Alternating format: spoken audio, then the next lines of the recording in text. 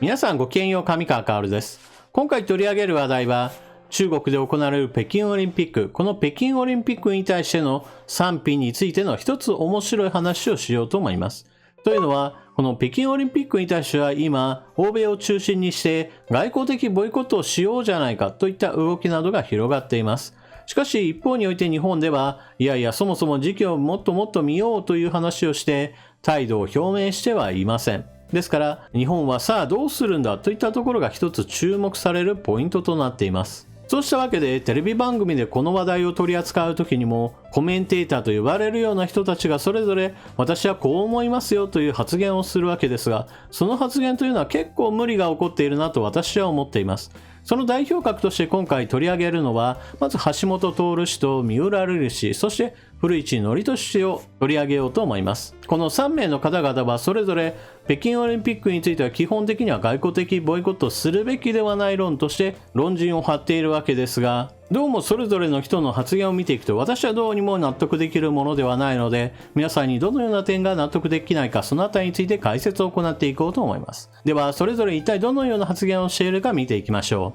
う。北京冬季オリンピック外交的ボイコットをめぐる重要な論点。自民党の佐藤正久外交部会長がフジテレビ系日曜報道ザプライムに出演し、政府が2022年2月の北京オリンピック・パラリンピックに政府関係者を派遣しない外交的ボイコットを表明するよう主張した佐藤正久氏。アメリカやオーストラリアが態度表明している以上、日本も人権の問題、日本人拘束、尖閣諸島への侵害と主権の問題からも政府高官等を派遣しないと明言すべきだ。特にウイグルの強制労働、強制的な結婚、強制的な不妊の問題に黙っていることは絶対におかしい。日本の外交は人権については対話と協調を基本にするというが、こと中国が絡むと対話と協調が無言と二股になってしまう。日本は品格から言っても人権より金かと言われるのは本当不本意だ。経済的に世話になっているから人権については目をつぶるというような疑念を持たれては絶対いけない。これに対して橋本氏は、僕も中国の様々な問題に言いたいこと山ほどある。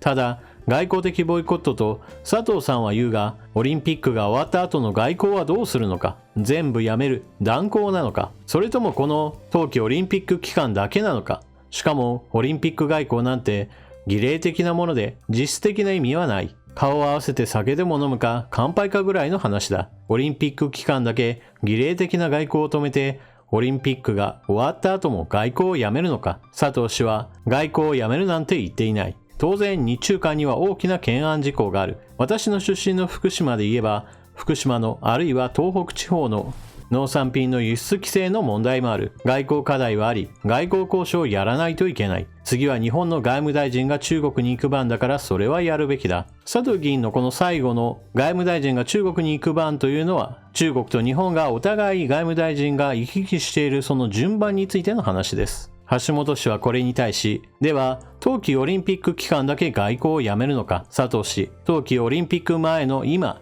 同じ価値観を持つ多くの国々が外交的ボイコットと言っている。実際日本は外交的にアメリカやオーストラリアとこの問題をずっと議論してきている。そういう中でアメリカやオーストラリアが政府関係者の派遣をやめるといったこの段階で、林外務大臣が北京に行くなどは時期的に全然違うと答えた。アメリカ、オーストラリア、カナダ、イギリスなどが北京オリンピックに対する外交的ボイコットをすでに表明しているわけですが、このような動きに追随するべきではないといった意見などは橋本氏だけではありません。橋本氏と同様、テレビなどでよくテレビコメンテーターとして出演している三浦瑠麗氏は、アメリカの外交的ボイコットについてこのような発言を行っています。正直、愚かな動きだとしか思えない。自分たちの政権だけで、冷戦中も列強の対立の時代も平和の祭典として連綿と続いてきたオリンピックの歴史を覆そうとするとはね、単に傲慢なのか、頭に蝶々が飛んでいるのか。なお、オリンピックそれ自体は確かに連綿と続いてきているわけですが、ボイコットをしたというのはすでに歴史上あります。1980年、モスクワオリンピックの時は、ソ連によるアフガニスタン侵攻が起こりました。これに対しアメリカは選手も参加させない外交的ボイコットではなく全面ボイコットを実施しました。この動きも日本も連動し選手団を送らないといったことが過去の出来事としてすでにあります。ここまで橋本氏と三浦氏を紹介したわけですが、北京オリンピックに関してはちょっとおかしな発言をしているコメンテーターというのはもう一方おられるので、これもご紹介しておきましょう。インターネットでは古市氏のオリンピックに対する発言というものが、東京オリンピックと北京オリンピックでは随分違っているなといったことが話題になっていました。東京オリンピックの開催に関しては、そもそもオリンピックなんかいらない。もう VR で活用すれば、選手なんか一堂に集まることなんて必要ないじゃないかという話をされていました。一方において、北京オリンピックに関してのコメントの中では、オリンピックは平和の祭典であり、仮に戦争が起こっていても、人々が一箇所で集まって祭典をしましょうという理念は、すごく大事と発言を行っています。この話題がインターネット上で大きく取り上げられると、古市氏は、このような反応をしています。古市憲寿氏、ダブルスタンダードの指摘のツイートに反論、見出しに踊らされるような賢くない人。フジテレビの番組に出演した際のオリンピックに関する発言が、過去の発言と矛盾すると非難されていることに対して反論。とっくに絶滅したと思ってたけど、まだネットニュースの見出しに踊らされるような賢くない人っていたんだと皮肉った。フジテレビの番組では、中国の元副首相に性的関係を強要されたと訴えた彭帥選手の安否が懸念される問題で、女子テニス協会が香港を含む中国でのトーナメント開催を直ちに中止すると発表したことを扱った。放送では橋本徹氏が、スポーツ選手には申し訳ないが、人権問題に極めて疑念があるようなところでは、スポーツの交流も全部やめるべきでしょうと持論を述べた。それに対して古市氏が橋本氏に、北京オリンピックってどう思います？かつてボイコットとかあったじゃないですか。北京オリンピック迫ってますけど、各国は参加すべきかどうかというのは、と問いかけた。橋本氏は、古市さんと違うかもしれないけど、政治的な紛争で選手が犠牲になるのは良くないと思うんですけど、人権侵害の問題については、オリンピックはやめるべきだと思いますよ。スポンサーもお金出すべきではない。というのは、民間企業の取引でも取引をやるなということになっているわけですから、スポーツの分野でも僕はそう思うんだけど、と主張。古市さんはそこはどう？と逆に問いかけた。そこで古市氏は、僕はやっぱりオリンピックは平和の祭典という名目じゃないですか。もちろんそれはお題目ではあるんだけれども、仮に戦争が起こっていても、人々が一箇所に集まって祭典をしましょうっていう理念ってすごく大事だと思う。だからどんなことがあってもオリンピックはやってもいいんじゃないかなと僕は思うんですけど、と意見を述べた。続けて、オリンピック自体はなくてもいいと思っているんですけど、本当はね、と付け加えている。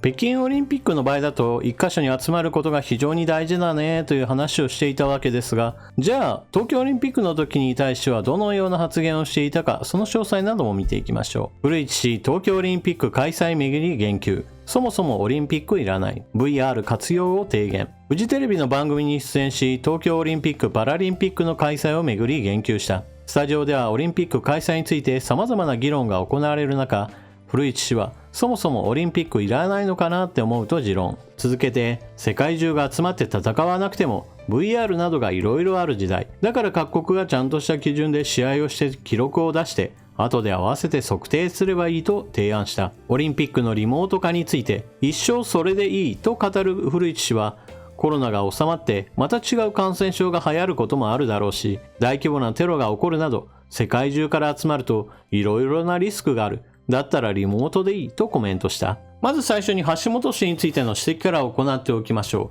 う。橋本氏は冒頭において佐藤議員との話し合いの中において政治的ボイコットの話なのに、その中においていきなり国家間の断交の話へとかなり突飛な展開を行っています。私はこのような話の展開を見ると、これはもう外交的ボイコットについて話し合う気がないんだなと思いました。なぜならば、外交的ボイコットというのは別に国家間の断交を意味する行為ではないからです。これはアメリカにしてもオーストラリアにしてもカナダにしてもイギリスにしてもそうなのですが、中国における人権問題を批判するといったことを言っているのであって、決して中国に対して宣戦布告しようと言っているわけではありません。このあたり区別がつかないと現実とファンタジーの世界がごちゃ混ぜになっていて、まともな議論はできないでしょう。そういった意味で橋本氏がいきなり断交なのかといった話をしているのは、私は外交的ボイコットの議論を深めることを拒否した、そのような逃げの手だと思います。一方で佐藤議員は自民党の議員であり、残念ながら自民党は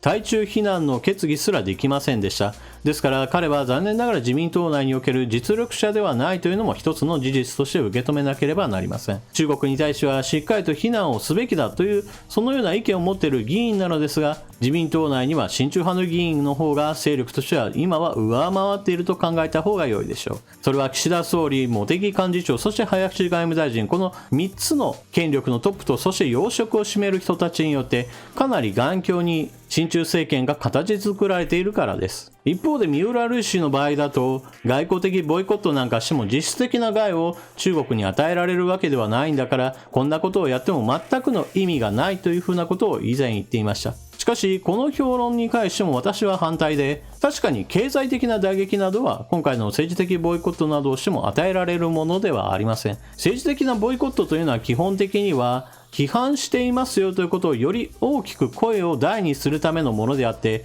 決して政治的ボイコットの目的というのが中国に対する経済的な打撃を与えようというものではありません。ですからそもそもの目的論としてこれを実害を与えるんだといった考え方をして批判している勢力というのは基本的にはないでしょう。ですから目的論が全く違うのですが、この批判そのものも実際には当てはまりません。そして欧米各国が外交的ボイコットを行っているその理由というのは何といっても中国に対して私たちは人権問題を重視してあなたたちの国に対して是正を迫るといったことを連帯して行っているわけです。この行為というものは一つの国が言うよりもより多くの国が連携する方がより強い行為となって中国に届きます。ですから中国はオリンピックを開催するにあたって本来であればスポーツ大会にもかかわらずそのような人権問題を言われるのは基本的には国家のメンツを潰されるようなことであり、これは実害ではなく彼らの心象としてこの問題が非常に大きな問題として欧米に認識されているんだなということが分かる出来事なのです。そして先ほども述べたように一つの国が言うよりも多くの国が言う方が声が大きくなるという理論から言って日本も外交的ボイコットをすべきだと考えています。なお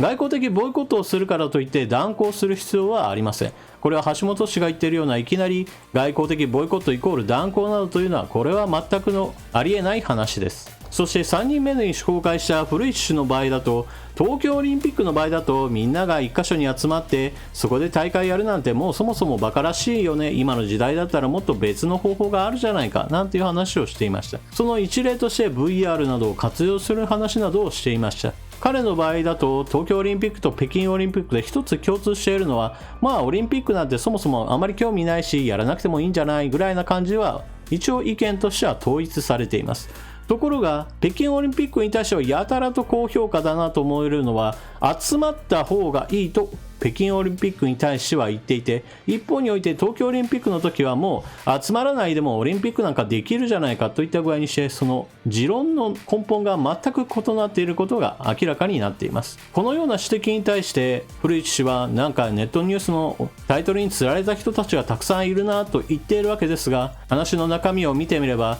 東京オリンピックの時と北京オリンピックに対してのその考え方はかなり変わっているようにしか見えません。このように三者三様でそれぞれの意見をもとにして北京オリンピックに対してはどちらかというと好意的もしくは中国にとって都合のいい論理展開が行われて日本が外交的ボイコットに参加するべきではないし、また中国で行われる北京オリンピックだったらみんなが集まってもいいんじゃないみたいなコメントがされているわけですが、このような影響があるのかどうかはちょっとわからないのですが、この外交的ボイコット日本がすべきかするべきではないか、この意見については今のところ世論調査においては真っ二つに分かれています。ここ最近の世論調査においては一つの特徴があります。それは岸田政権に対する支持率が非常に高いということです。まず第一に出てきたのが読売新聞、その後毎日新聞、ANN、そして産経新聞などを行った世論調査によればいずれも支持率は 60% 台に到達しています。一番最初に出てきた読売新聞の世論調査で6割を超えているよなんていう話になった時には読売新聞はなんだか岸田政権に友好的な論調を張るためにこのような支持率をなんかこねくり回して作ったんじゃないかなって言っている人たちもいました。しかし4つ連続で世論調査で支持率が 60% を超えているということはある程度の全体傾向として岸田政権に対する今否定的な意見というのが小さくなっていることを意味していると考えた方が良いでしょう。私自身はこのような動きになっているのは何といっても新型コロナの今沈静化していることが多くの人たちに安心感をもたらしているからだと思っています。というのも、今回の動画においてはまさに外交問題についてずーっと話をしてきたわけですが、残念ながら国民の中でこの外交問題が関心のトップに来ることは基本的にはありません。今は新型コロナの問題があって、まずそれは自分自身の命や安全についての問題であり、この問題が今落ち着いているということは非常に安心感をもたらすものです。そしてその次にやってくるのが経済問題。これは多くの人たちにとって雇用やもしくは物価がどうなるか、また年金問題がどうなるかといったところ、より一層自分の暮らしに関わる部分についての関心があります。そういった意味では外交問題というのはいくつも優先問題があったその後ろにようやくやってくる話であり、日本が中国を非難するのかしないのかといったことに対して、残念ながら関心を持っている人が少ないことを意味しています。それら関心の低い人たちにしてみれば、テレビをつけたらこのようなよくテレビで見るコメンテーターの人たちが、日本は外交的ボイコットなんかすべきじゃない、そんなことすなバカみたいな話だ、みたいな話をされると、